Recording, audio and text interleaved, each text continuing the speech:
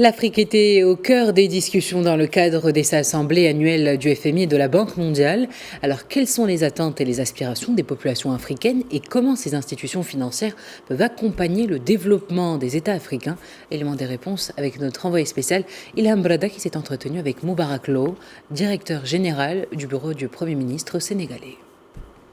Les rencontres et les débats se poursuivent ici à Marrakech à l'occasion des assemblées annuelles du Fonds monétaire international et de la Banque mondiale. Depuis le début de cet événement de grande envergure, l'Afrique était au cœur des débats et aujourd'hui j'ai le plaisir d'avoir à mes côtés Moubarak Low. Il est directeur général au bureau du Premier ministre sénégalais. Moubarak Low, merci beaucoup d'avoir accepté notre invitation. Ma toute première question, vous êtes ici pour les assemblées annuelles du Fonds monétaire international. Qu'est-ce que vous attendez en tant qu'Africain, qu'expert du monde de l'économie et de la finance de ces assemblées annuelles et notamment pour l'Afrique?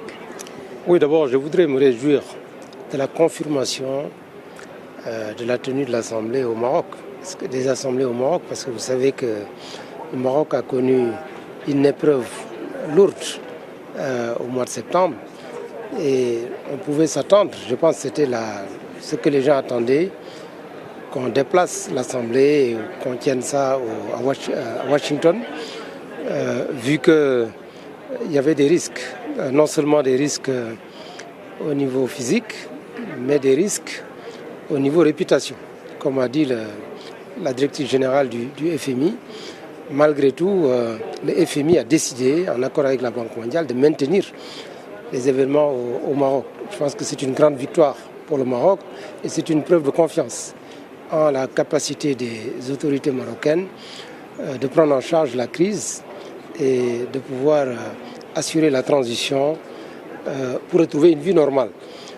Deuxièmement, c'est une bonne chose aussi que l'événement se tienne en Afrique parce que si ma mémoire est bonne, à part le Kenya, dans les années 70, aucun pays africain n'a eu à accueillir ces assemblées annuelles parce que, comme vous le voyez, comme vous l'avez vu, ça demande beaucoup de logistique. On parle de 14 000 personnes, donc ça suppose déjà d'avoir 14 000 capacités de logement. Et rares sont les pays africains qui ont cette capacité de logement. Bon, le Maroc étant un pays touristique, avec des hôtels, des riads, a pu bénéficier donc, de ce privilège. Et c'est en même temps une leçon. Pour les autres pays africains, ça veut dire que s'ils veulent accueillir demain des événements de cette nature, il faut qu'ils développent leur capacité d'accueil. Ça suppose aussi la rentabilité. Donc c'est consubstantiel avec le développement du tourisme. Troisièmement, le fait que ça se tienne dans un pays comme le Maroc, un pays du Sud, c'est bon également pour l'économie du pays du Sud. Parce que quand les FMI se déplacent ici, quand la Banque mondiale vient ici, le FMI passe son temps à faire des missions dans les pays.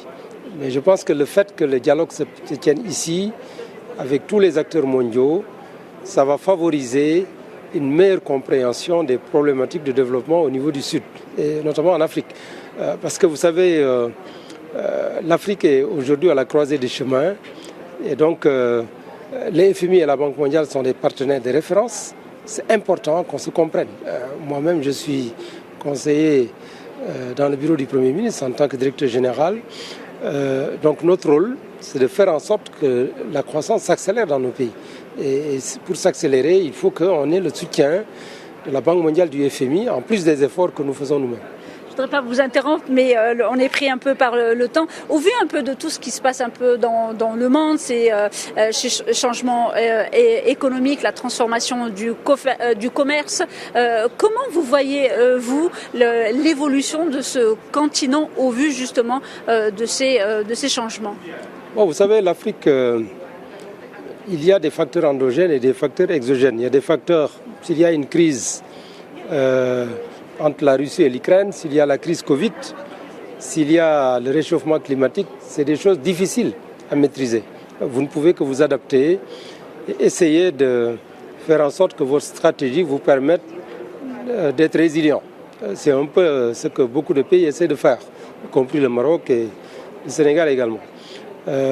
Mais l'avenir de l'Afrique est d'abord aux mains des Africains.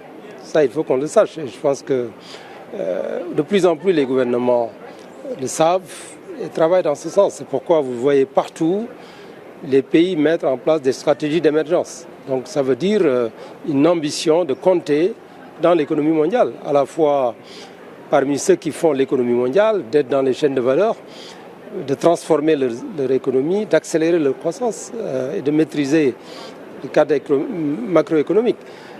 Ça veut dire que quel que soit ce qui se passe au niveau mondial, si les pays, disons, font en sorte que leur potentiel est utilisé. Vous avez déjà le potentiel de la jeunesse, mais vous avez aussi le potentiel des ressources. Nous sommes le continent ayant le plus de ressources, que ce soit minières ou agricoles. Et donc, si nous renforçons notre capital humain, améliorons la gouvernance, développons les infrastructures, développons également la technologie, la recherche et développement, bien évidemment, nous serons forcément le continent du XXIe siècle. Donc, ce siècle est promis à l'Afrique et l'Afrique a toutes les capacités d'atteindre la promesse. Merci beaucoup, Monsieur Moubarak Loh, d'avoir accepté notre invitation. Et je rappelle que vous êtes directeur général auprès du bureau du Premier ministre du Sénégal. Vous êtes ici, bien évidemment, à Marrakech pour participer aux assemblées annuelles du Fonds monétaire international et de la Banque mondiale. Une rencontre qui se poursuit jusqu'au dimanche 15 octobre.